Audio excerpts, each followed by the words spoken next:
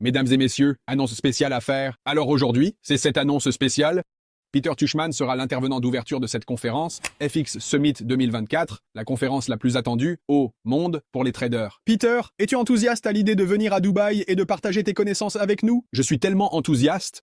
Je suis honoré d'être là, orateur. Problème. Vous avez mentionné 5 règles, les traders de détail doivent connaître. Et puis je me demandais si je pouvais vous donner quelques-unes des règles que je suis et vous demander de les critiquer. D'accord, bien. Oui, vas-y. Alors, que diriez-vous des 5 règles du day trading? Le day trading réussi? Alors, avec vos plus de 30 ans d'expérience à la bourse de New York, quels seraient les meilleurs conseils que vous pourriez donner pour réussir dans le day trading? D'accord. Donc, tout d'abord, en tant que courtier sur le parquet de la bourse, ce que je fais pour mon entreprise, qui consiste à trader le S&P 500, même si cela est considéré comme du day trading, ce n'est pas ce que j'enseigne aux traders de détail sur le day trading. C'est une chose différente. Alors, séparons cela. Donc, pas le fruit de 30 ans d'expérience, car durant ma carrière, je n'ai fait de day trading. Je représentais des sociétés de courtage immobilier, Cohen & Company, l'arbitrage convertible, d'autres choses. Donc, ce que j'ai appris au cours des dernières années sur le day trading, sur l'analyse technique et la gestion des risques, c'est ce que je dois vous transmettre, car c'est là que vous verrez de la valeur. Donc, en fin de compte, les règles sont simples et elles sont comme ça.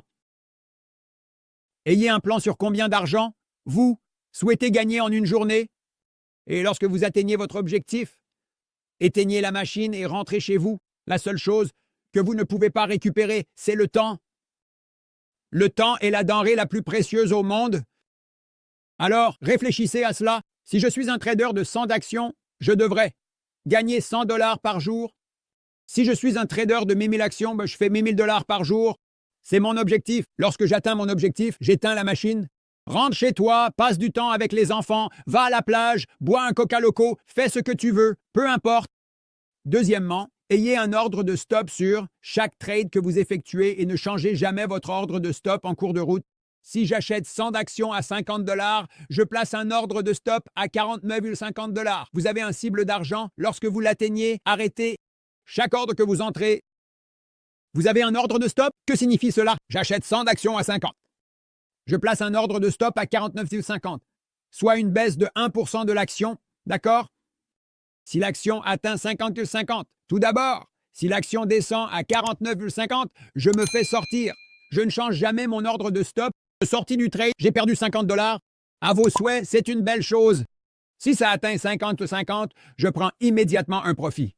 Parce que le trading, avoir un profit avec un peu d'argent à la banque est le plus grand sentiment de confiance que vous puissiez avoir. Alors, disons que j'ai acheté une centaine d'actions. Je vends 50 actions, soit 50% de mon trade, avec un gain de 0,50 $. D'accord. Et je déplace mon ordre de stop de 49,50 à 50, ce qui me permet de revenir à l'équilibre. Donc maintenant, je viens de gagner 50 $.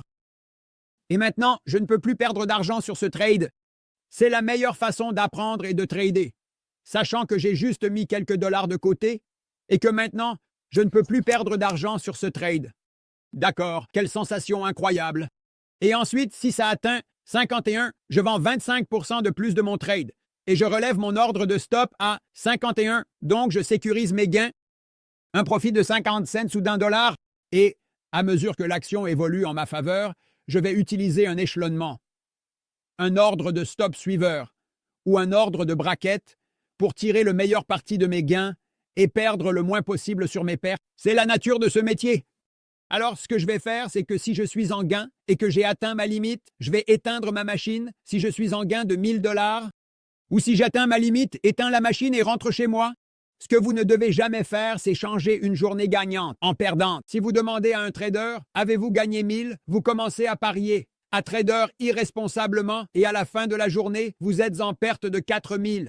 Vous avez transformé une journée gagnante en une journée perdante. Un sentiment terrible. Vous vous frappez la tête. À midi, j'étais en gain de 1000. Et maintenant, je dois aller au DAB.